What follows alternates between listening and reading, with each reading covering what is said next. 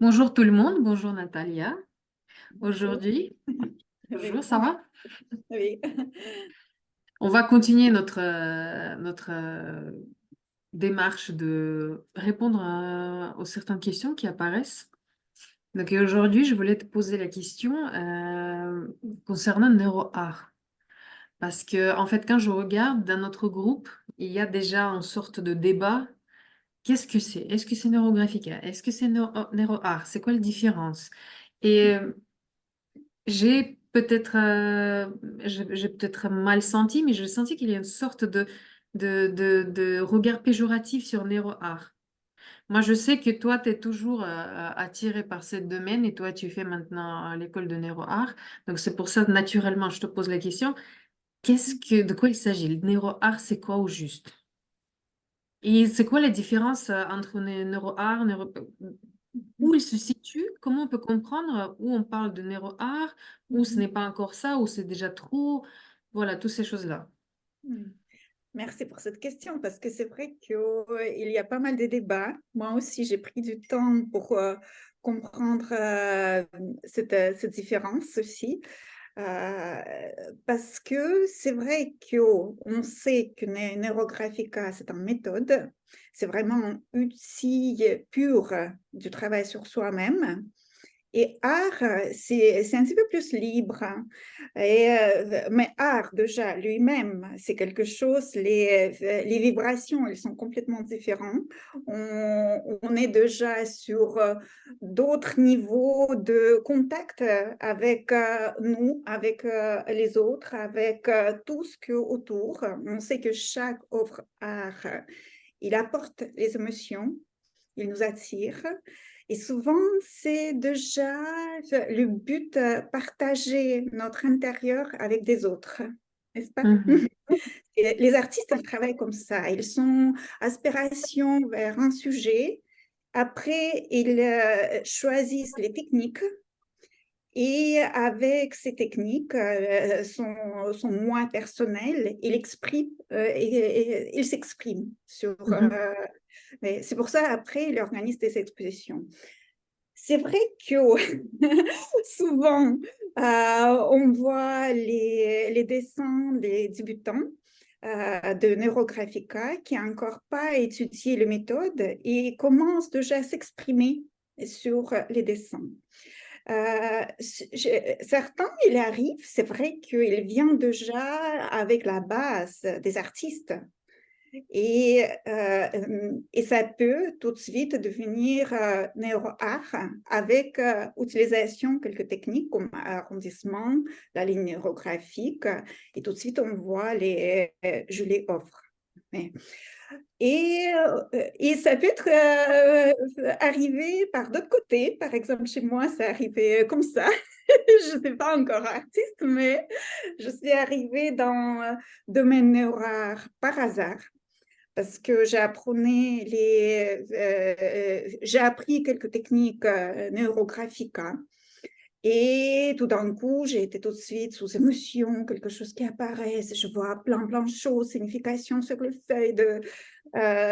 Vraiment, j'ai retrouvé communication et j'ai commencé à publier mes dessins dans les groupes de neurographica. Et finalement, les gens, ils m'écrivent, c'est neuroart. Je dis, dis donc, parce que c'est neuroart, je sais pas. Justement, c'est qui te passe? Pourquoi on dit ça? Tout de suite, j'ai commencé à chercher qu'est-ce que c'est. Et je vois que c'est un autre domaine. C'est pas tellement domaine, mais c'est d'autres niveaux. Si on reprend le modèle de Pavel Paskariov, métamoderne, il y a toujours les 4 niveaux principaux. On sait que Neurographica, elle se trouve sur deuxième étape. Toi, tu connais bien aussi cette. Oui, Et tu peux nous compléter aussi. Et NeuroArt, il est tout en haut, où on est en c'est le train de dernier cadran. Ouais, c'est le oui, quatrième dernier cadran, si je peux me dire, là tout de suite une petite introduction, que oui. le premier c'est le corps, donc on parle de corps. Le deuxième, ce sont les émotions et les neurographica, c'est quelque chose qui est vraiment posé sur cette case-là, car c'est là qu'on travaille avec notre vécu, je dirais. Ensuite, il y a le cerveau, Mhm, analyse. Donc, ce qu'on a vu sur le Bogovan, par exemple, comme une mhm, des représentations de neurodesign. Et la mhm, dernière école et la dernière étape, c'est l'âme, c'est la spiritualité. Et c'est mhm. là-bas où on peut positionner NeuroArt comme représentant de ce carré, quatrième carré de l'analyse paradigmale de métamoderne. Oui. Et il y a 13. 4 écoles. Il y a 4 écoles déjà développées. On sait qu'il y a aussi, comment s'appelle la première? J'ai oublié déjà. Neurobionica. Voilà, il y a tout ce que approche corporelle, après Neurographica, troisième, Après, c'est neurodesign. oui, et troisième soit NeuroArt. Quatrième, il le change parce que parfois on l'appelle neuroart, mais officiellement, ça Mhm. porte chez l'auteur, ça porte le nom de Neuronautica. Comme un Voilà. voyage, en fait. Oui, oui, oui, parce que c'est ça. Et j'aimerais terminer cette histoire par rapport, voilà, j'ai été envoyée vers NeuroArt, j'ai commencé à chercher qu'est-ce que c'est. Après, quand même, j'ai décidé de faire ma formation neurographique et j'ai appris que nos dessins neurographiques, il peut être vraiment bien travaillé, bien fait, qu'il se transforme dans une petite œuvre d'art. Voilà. Et finalement, voilà, ça devient tellement chargé des émotions, ça apporte quelque chose, il y a toujours le sujet et ça touche les autres, c'est le plus important. Hein. Voilà. Et qu'est-ce que tu penses de... Ah, de toute manière, t'as rien compris, t'as jamais fait les études, de toute manière, ce n'est pas Neurographica, donc c'est neuroart. Donc, tu sais, je Mhm. remarque ça souvent, je Mhm. suis pas d'accord avec cette position, c'est pour ça que je voulais aussi poser cette question, parce que tout de suite, on dit, bon, celle-là, elle connaît rien, pof, automatiquement, elle fait... Et ça, du coup, NeuroArt, il perd sa valeur, et je trouve ça injuste. Qu'est-ce que tu Oui, en penses? je pense aussi parce que c'est vrai que pour le moment, d'un côté, on essaie de montrer aux débutants qu'il y a la différence et ils ont droit à s'exprimer aussi, ces émotions.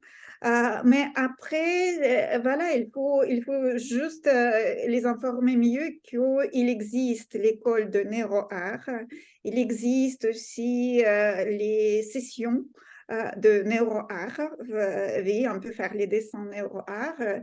Et pour avoir les dessins de bonne qualité, quand même, il faut avoir la base d'un artiste, maîtriser les techniques. C'est comme un danseur. Si je danse, je ne peux pas dire que je suis une ballerine, n'est-ce pas? C'est ça. Toi, tu peux, moi peut-être non.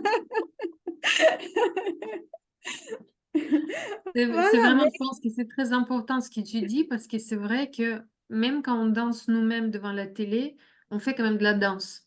voilà, on prend Mais il plaisir. y a différents niveaux. Après, tu peux exceller. Et moi, ce que je voulais vraiment souligner, c'est que normalement, je dis normalement, si on suit la logique, quand on passe par les 4 cases, on va finir par NeuroArt parce que ça va être le summum de notre évolution en tant que spécialiste de neurographica, où on Oui. va s'exprimer librement. Encore une fois, je reviens sur cette idée de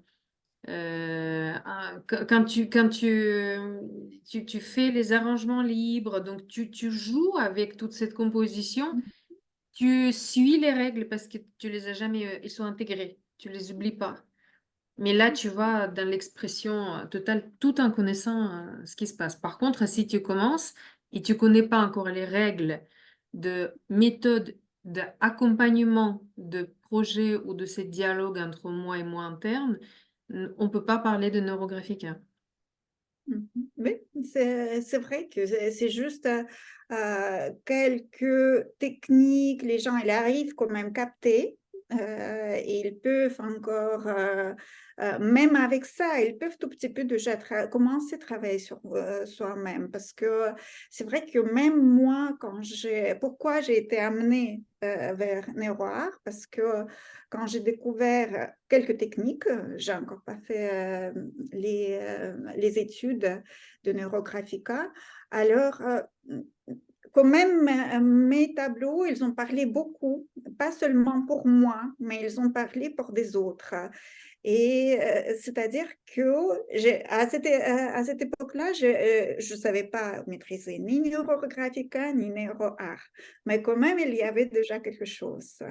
Et, et surtout, ce n'était pas seulement résultat sur le papier. J'ai travaillé le Ouais. sujet très complexe pour moi-même. C'était moi et ma famille, relation avec moi et ma famille. Souvent, c'est très complexe comme les sujets. Et j'ai vu apparaître, c'était presque renaissance, une autre moi qui est enfant dans séparation, dans acceptation, comment je suis. Et c'est ça qui était beau, que même j'ai réussi à faire 5 dessins sur le même sujet avec vraiment un travail profond de moi-même. J'ai vu des résultats. Et en aérographiquant, on dit c'est le plus important plutôt le sujet que De l'objet. l'objet. Ça, c'est clair. Ça, on dit ça souvent. Et Alors, là, c'est vrai, c'est vrai. ouais, C'est vrai que quand on débute, même si on ne connaît pas toute la puissance des algorithmes, on peut déjà, ça dépend de sensibilité personnelle de chacun. Moi, tu sais ce que je dis qu'il y a des personnes qui commencent et ils sont tellement peut-être figés dans des idées ou dans les modèles de fonctionnement qui, par exemple, ne permettent pas s'exprimer au niveau d'émotionnel. Dans la famille, c'était pas bien vu, par exemple. Ou il y a vraiment le rejet de corps. Donc, on ne ressent plus ce qu'on fait. Les personnes, même en faisant Neurographica, ils peuvent prendre beaucoup plus de temps pour obtenir les résultats qui sont sensibles, j'ai envie de dire. Par contre, il y a des personnes qui sont, et très souvent ce sont les artistes, intuitivement, ils sont déjà connectés parce que c'est ça le cerveau irrationnel. D'où cette idée que, tiens, je ne peux pas encore expliquer ce qui se passe, mais je le ressens déjà. Du coup, j'y vais. Donc ça, c'est... pour ça, les artistes, ils sont considérés que ce sont des personnes d'autres niveaux. Ils ont, même dans les époques déjà, ils ont eu beaucoup plus des avantages parce que même ils étaient toujours protégés par différentes sociétés parce qu'ils construisent quelque chose de beau pour des autres et c'était toujours gratifiant aussi. C'est parfait. Merci pour ta réponse. Merci.